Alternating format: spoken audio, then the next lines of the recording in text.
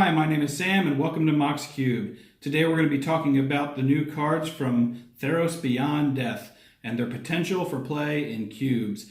Now remember, all cubes are different, so what may work for my cube may not work for yours. But I'm going to try to discuss them in a little bit of a broad sense. I don't have everything here nailed down to going into my cube yet. So I might talk about some cards that I already know aren't going to go in my cube. But I have a pretty good idea of what is going in. So we're going to start at the beginning with white, with Eidolon of Obstruction. It is an enchantment creature spirit for 1 and a white, a 2/1 first strike. Loyalty abilities of planeswalkers your opponents control cost 1 more to activate. Now, obviously, this card highly depends on how many planeswalkers that you have in your cube. I'd say mine is a relatively moderate amount of planeswalkers.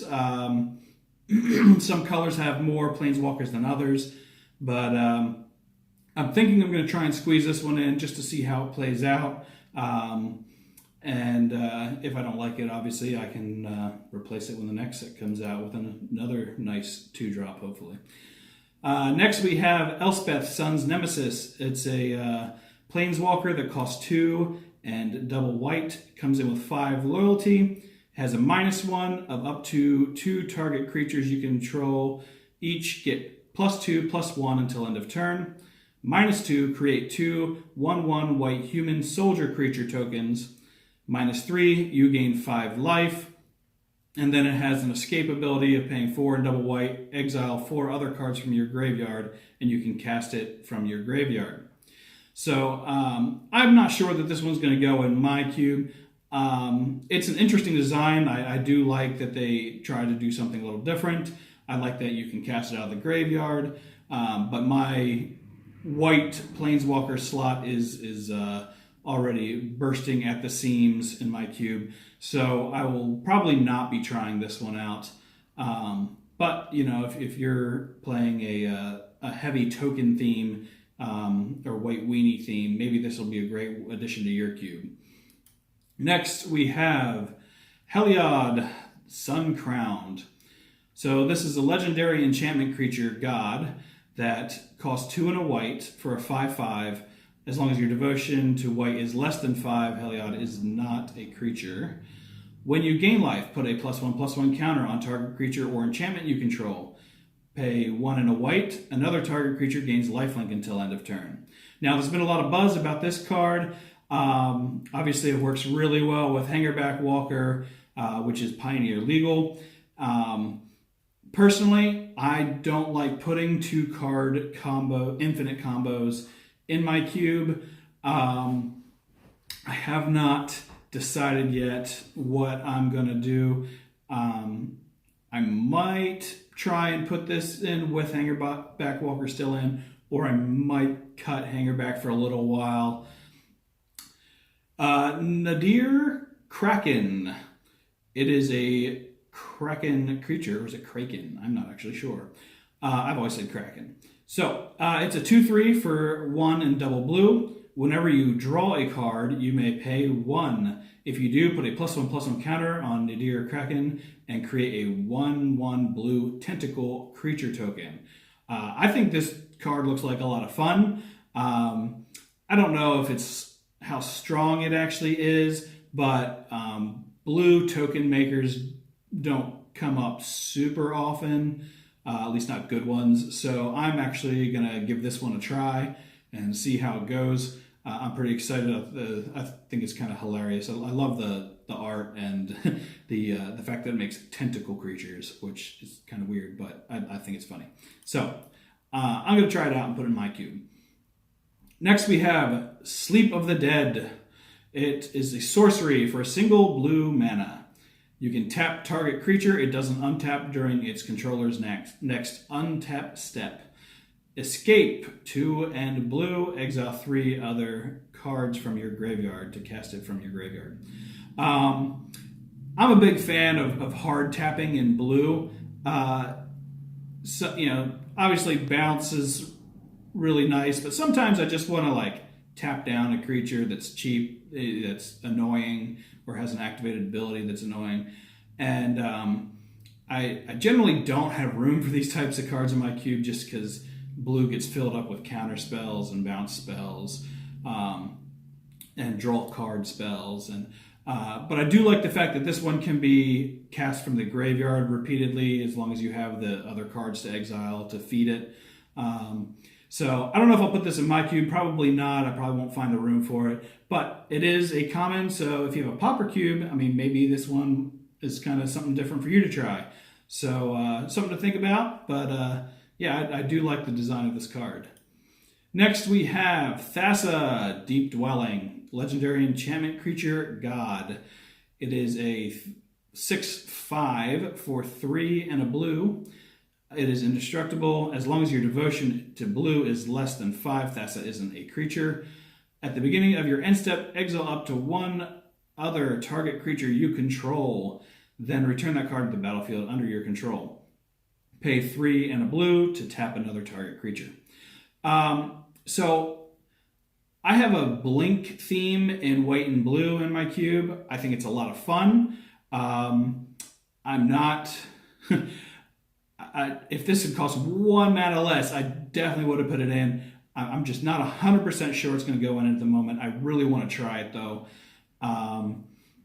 I've always been a big fan of Fassa. I like the original Fassa God of the Sea. I liked being able to make things unblockable, and having that upkeep on having that scry on the upkeep was always nice. However, that got replaced in my cube by Search for Azcanta when it came out. So maybe this is the new Fassa to go in my cube. Next, I'm going to talk about Erebos, Bleak-Hearted. It is a 5/6 legendary enchantment creature god for 3 and a black. It is indestructible. As long as your devotion to black is less than 5, Erebos is not a creature. Whenever another creature you control dies, you may pay 2 life. If you do, draw a card. Pay 1 and a black, sacrifice another creature.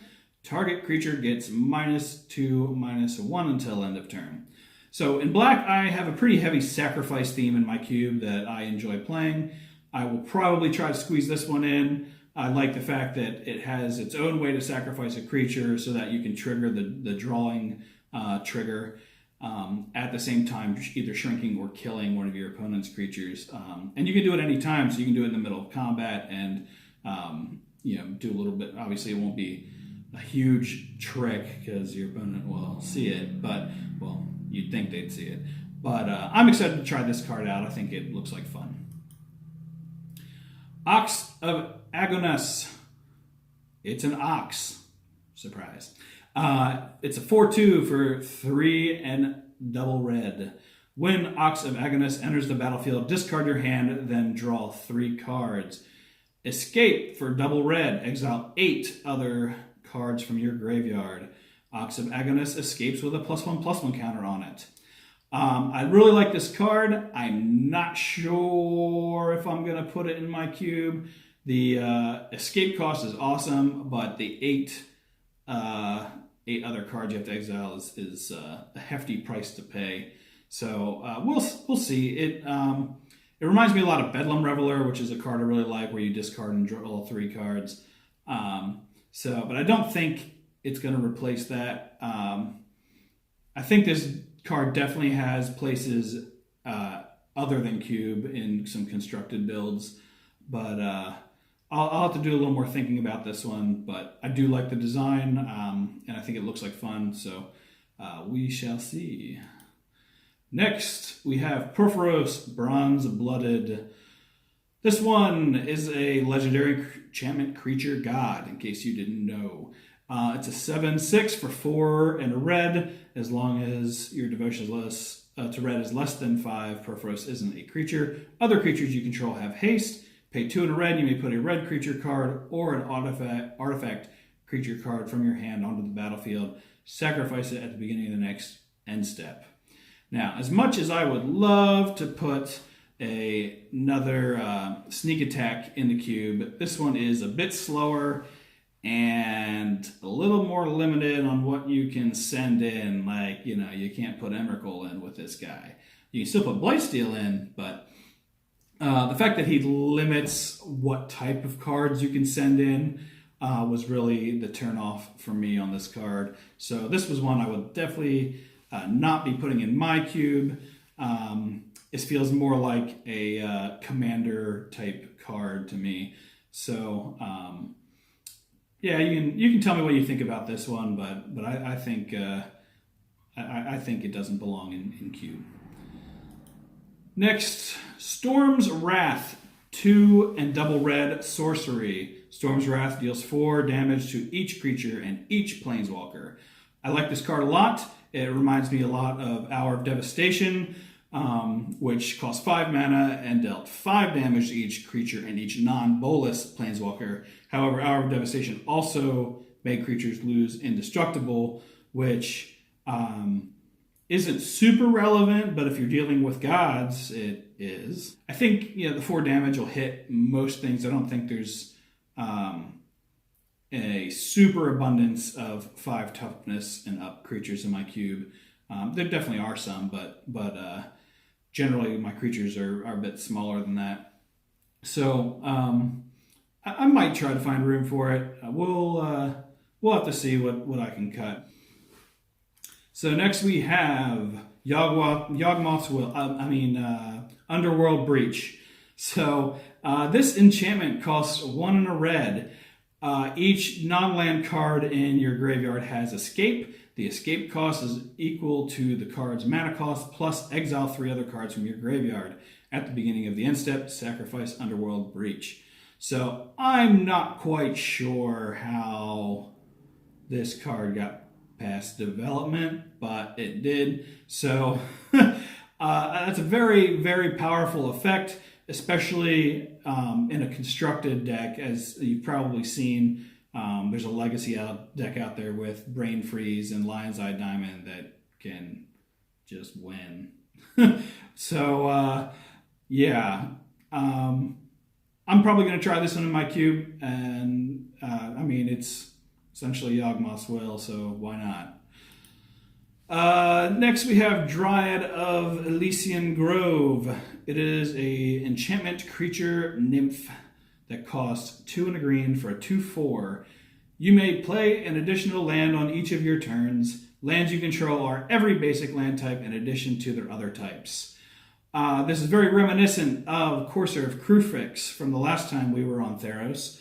However, this card does not do one very important thing that Courser of Kruphix did, which was to play with the top of your library revealed and let you play lands off the top of your library, therefore filtering your draws and speeding up your game a little bit. So the fact that it does not do that, I will not be putting this in my cube. I like the Courser of Kruphix much better, and I also have Oracle of Moldiah in my cube. So I'll be keeping those 2 in instead of this guy. Next up, we have Nylea Keen-Eyed. It is also a legendary enchantment creature god.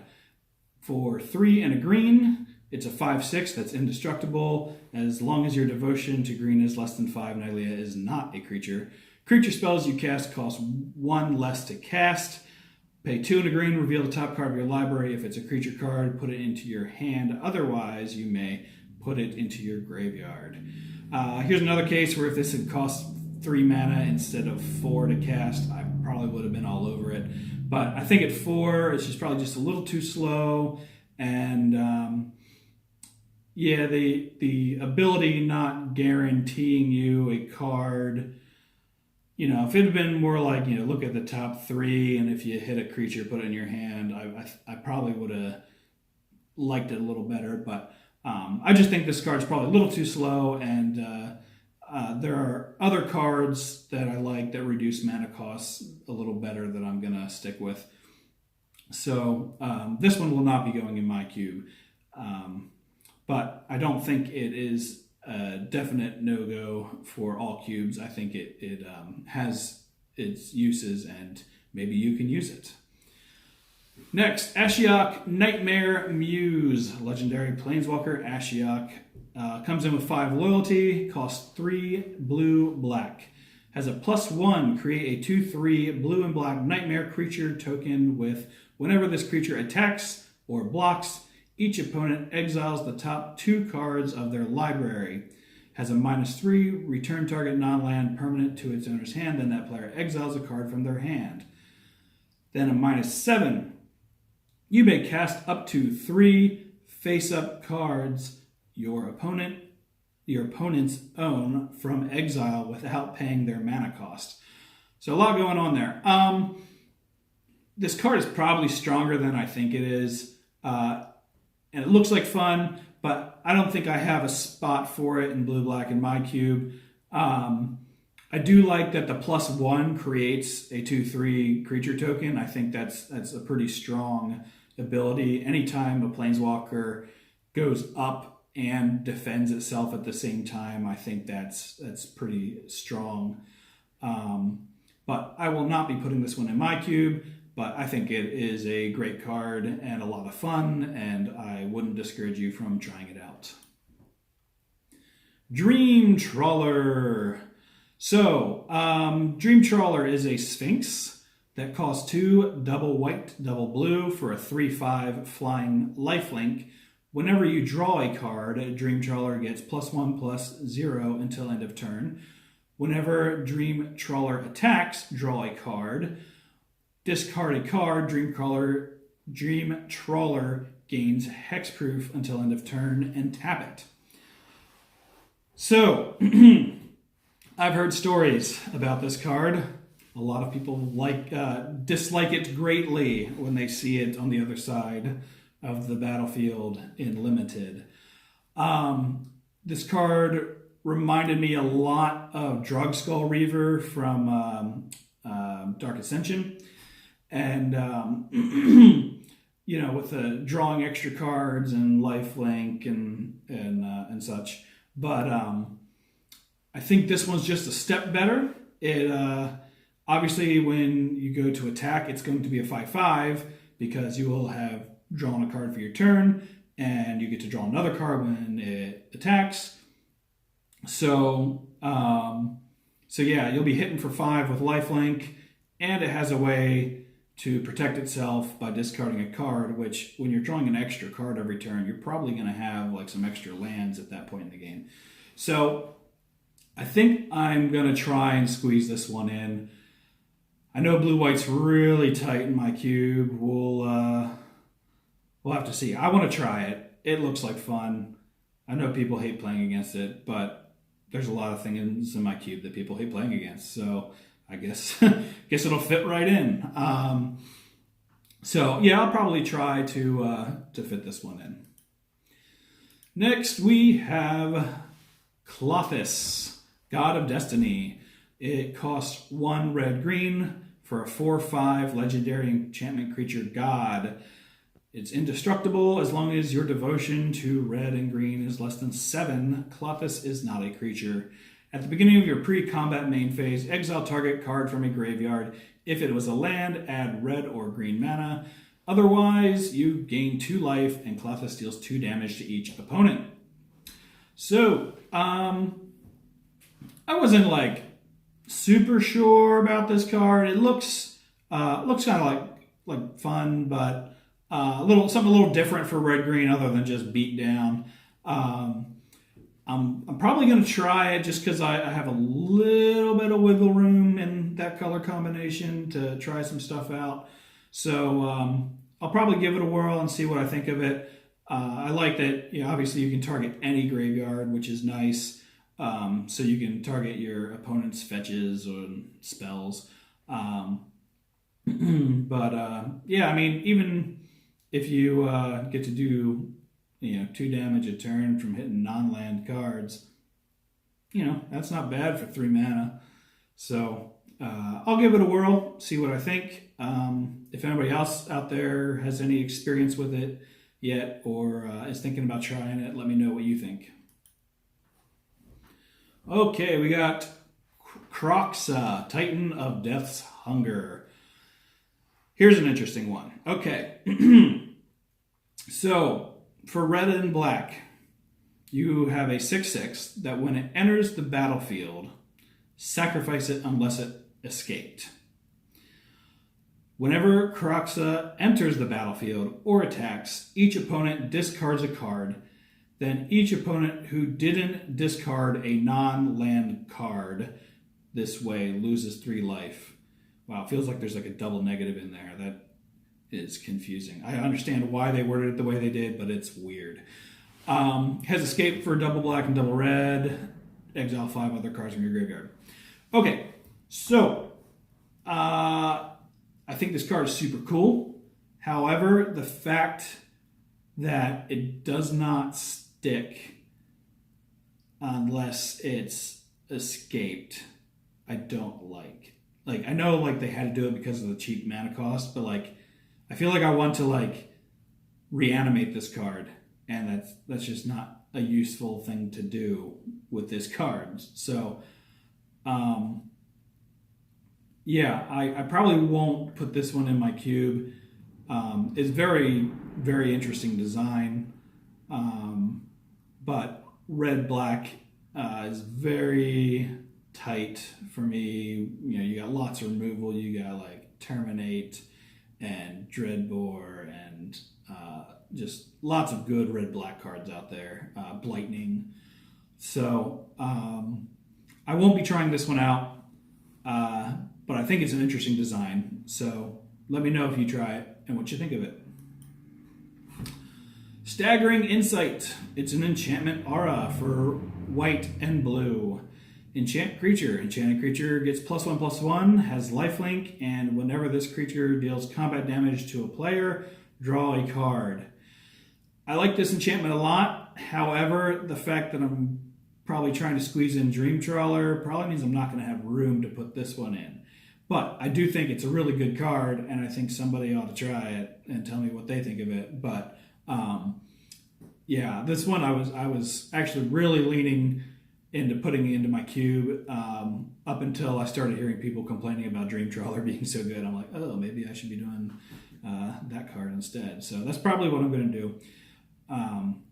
But I do really like this card. I think it's it reminds me a lot of some of the other enchantments that boost and give lifelink. I'm trying to think of the names of them right now. Gift of the Orzhova is that one, and I'm blanking. But yeah, I think it's a useful card. I wouldn't shy away from playing it if you've got room to put it in. Okay, now this card has a lot of buzz around it. Uro, Titan of Nature's Wrath. For 1 green and blue, you have a 6/6 that when it enters the battlefield, you sacrifice it unless it escaped. Another Elder Giant legendary creature. When Uro enters the battlefield or attacks, you gain 3 life and draw a card. Then you may put a land card from your hand onto the battlefield. Escape costs double green, double blue, exile 5 other cards from your graveyard. So, like the other Elder Giant, there's a lot going on this card. This one I like a little bit better. I have a little bit more squeeze room in green-blue, so I have some room to play with. It reminds me a lot of Growth Spiral because it has like very similar, draw a card, put a land on the battlefield type thing going on. I do play Growth Spiral in my cube. I'll probably keep it in and squeeze in Uro, Titan of Nature's Wrath to give it a try. I like its ability, even at 3 mana. The 3 life gain is a nice little boost for that extra mana. So I'll probably give it a whirl and see what I think of it. But it looks pretty strong, and I know there's a bit of hype around that card. So yeah, I suggest if you have the room, give it a try. Nyx Lotus, legendary artifact for mana. Nyx Lotus enters the battlefield tapped. Tap, choose a color, add an amount of mana of that color equal to your devotion to that color. First of all, that is a beautiful card, especially the extended art one. But there's quite a few mana rocks for cube. I think the fact that this one could potentially tap for 0 kind of shies me away from putting this one in my cube. Obviously, this will be great in Commander, but I don't think I'm going to make room for this one in my cube. The fact that it enters tapped and has potential to tap for very little mana, I just don't think it's going to make the cut. All right, I think this is my last card, Shadow Spear. Legendary artifact equipment for 1 mana. Equipped creature gets +1/+1, has trample and lifelink. Equipped cost is 2. Pay 1. Permanents your opponents control lose hexproof and indestructible until end of turn. So I like that the activated ability can be played whether or not it's equipped. That is a important feature. A lot of equipment like that would give the equipped creature that ability, but this one does not. It's something you can activate apart from being equipped. It reminds me of Loxodon Warhammer just because it gives trample, lifelink, and boosts it, although Warhammer gives +3/+0. However, this one only costs 1 mana to drop in and 2 to equip, where I think Loxodon Warhammer is 3 and 3. So I used to have Warhammer in my cube. I don't anymore, but I'm excited to try this one out. It's such a cheap cost and useful abilities. I think I'm going to give it a whirl and see what I think of it. So tell me what you think. Is there any cards I missed? Let me know in the comments. And if you've tried any of these out or are thinking about it, let me know how they do for you. And please subscribe, and we'll see you next time.